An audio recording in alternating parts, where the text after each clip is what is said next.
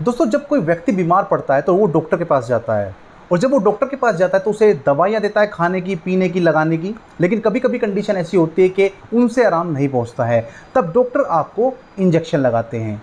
Injection लगाने की जगहें अलग अलग होती हैं, साइट जिन्हें बोलते हैं वो अलग अलग होती हैं, और उनके एंगल जिस तरीके से लगाया जाता है वो एंगल भी अलग अलग होता है। तो इस वीडियो के माध्यम से मैं सारी साइट जो है इंजेक्शन की वो बताऊंगा, और क्या उनके एंगल होते हैं वो इस वीडियो में कवर करूंगा। तो वीडियो के साथ बने रहे और वीडियो को अंत तक देखें।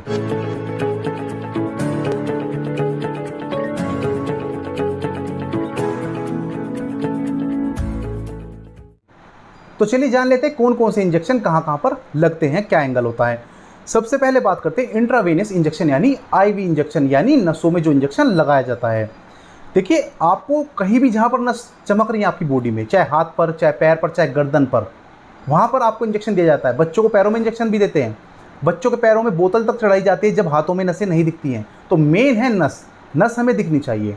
बात कर लेते हैं इसके एंगल का। तो इसका एंगल होना चाहिए 25 डिग्री से 30 डिग्री। यहाँ पर आप इंजेक्शन लगा सकते हैं।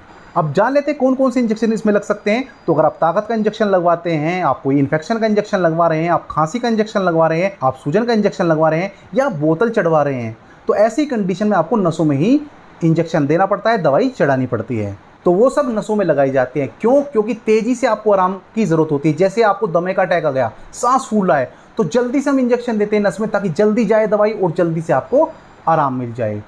अब बात करते हैं दूसरे नंबर के इंजेक्शन पर, आईएम इंजेक्शन यानी इंट्रामस्कुलर इंजेक्शन, यानी मसल में लगता है जो, यानी मांस में जो लगता है। बात करते हैं इसके एंगल की, तो ये लगता है 90 डिग्री पर।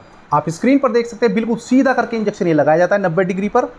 और ये लगता है जो स्किन की सबसे निचली परत होती है, जिसे मसल्स बोलते हैं, वहाँ पर इसको लगाया जाता है। बिल्कुल अंदर सुई डाल दी जाती है, वहाँ पर इसको लगाया जाता है। हालांकि डेल्टॉइड इंजेक्शन इंट्रामस्कुलर की श्रेणी में आता है, लेकिन अलग से इसलिए बता रहा हूँ ताकि क्वेश्चन उठे कि सर आपने डेल्टॉइड इंजेक्शन नहीं बताया।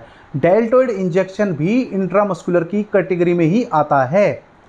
इन्हें भी सीधे 90 डिग्री पर लगाते हैं। जैसा कि मैंने बताया था, इंट्रामस्कुलर 3 तरह के होते हैं, जो कि बाजू पर लगते हैं डेल्टॉइड इंजेक्शन, जो कि जांग पर लगते हैं जिन्हें वेस्टस लेटरालिस बोलते हैं, और फिर जो कूल्हे पर लगते हैं जिन्हें डोर्सोग्लूटियल मसल बोलते हैं। अब किस तरह के इंजेक्शन इसमें लगाए जाते हैं? देखिए, अगर बॉडी में आपको कहीं दर्द है किसी भी हिस्से में, किसी भी ऑर्गन में, तो आप मांस में ही इंजेक्शन लगाते हैं, चाहे फिर वो बाजू पर हो, चाहे वो जांग पर हो, चाहे वो कूल्हे पर हो। या फिर टेटनस का इंजेक्शन है, या फिर कोई वैक्सीन है, जैसे कोरोना की वैक्सीन है, रेबीज़ की वैक्सीन है, या फिर आप टेस्टोस्टेरोन का इंजेक्शन लेना चाह रहे हैं, तो वो मसल्स यानी मांस में ही लगाया जाता है। क्योंकि ये इंजेक्शन ऑयली बेस्ड होते हैं, ऑयली लिक्विड होते हैं, इसलिए इन्हें कूल्हे पर या फिर बाजू पर या जांग पर ही लगाया जाता है। तीसरे नंबर पर जो इंजेक्शन लगता है वो होता है सबक्यूटेनियस इंजेक्शन। आप स्किन की लेयर देख सकते हैं, जो दूसरी लेयर है उसे बोलते हैं सबक्यूटेनियस लेयर या फिर फैटी लेयर। इस पर जो एंगल इस्तेमाल किया जाता है वो है 45 डिग्री पर ये इंजेक्शन लगाया जाता है। अब इसमें कौन कौन से इंजेक्शन हम लगाते हैं? आप इंसुलिन का इंजेक्शन लगा सकते हैं, जो डायबिटीज़ के पेशेंट हैं, इंसुलिन लगते हैं उनको, वो 45 डिग्री के कोण पर, एंगल पर इंजेक्शन लगाते हैं सबक्यूटेनियस रूट पर, सबक्यूटेनियस लेयर पर। या फिर आप एलर्जी का इंजेक्शन कोई लगा रहे हैं, वो भी सबक्यूटेनियस लगता है। या फिर आप हिपेरिन इंजेक्शन लगाते हैं, वो भी सबक्यूटेनियस लगता है। हिपेरिन इंजेक्शन काम आता है क्लोट को बनने से रोकने के लिए, खून को जमने से रोकने के लिए। हार्ट के पेशेंट में भी ये दिया जाता है। तो यहाँ पर छोटी सुई इस्तेमाल की जाती है, क्योंकि ऊपरी परत पर ये इंजेक्शन लगते हैं। अगला इंजेक्शन होता है इंट्राडर्मल, यानी जो त्वचा पर लगता है। ये पहली लेयर जो एपिडर्मिस होती है उस लेयर पर लगता है। 10 से 15 डिग्री पर इसको लगाया जा सकता है, और इसमें भी छोटी सुई इस्तेमाल की जाती है। बात करते हैं किस तरह के इंजेक्शन यहाँ पर यूज़ होते हैं। तो देखिए, जो डायग्नोस्टिक एजेंट होते हैं, किसी बीमारी को जांच करने के लिए जो इंजेक्शन होते हैं वो यहाँ पर इस्तेमाल किए जाते हैं। जैसे कि टीबी टेस्ट किया जाता है, मोनटेक्स टेस्ट होता है, उसमें इसका इस्तेमाल किया जाता है। अगला इंजेक्शन है इंट्राकार्डियक इंजेक्शन। ये इंजेक्शन डायरेक्ट हार्ट मसल्स में या फिर वेंट्रिकल्स में दिए जाते हैं। जब कोई इमरजेंसी होती है, कोई हार्ट से संबंधित, दिल से संबंधित कोई बीमारी आपको एकदम से इमरजेंसी आ जाए, तो इन केस में इंट्राकार्डियक इंजेक्शन इस्तेमाल किए जाते हैं।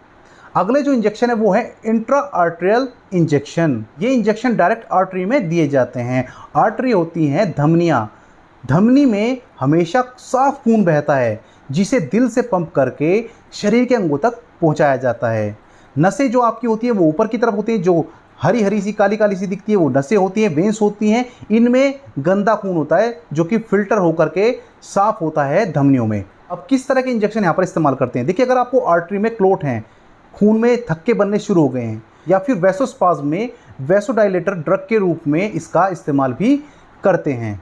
अगला इंजेक्शन है इंट्राएथिकल इंजेक्शन। आपने देखा होगा जब कोई ऑपरेशन होता है तो रीढ़ की हड्डी में एक इंजेक्शन लगाया जाता है।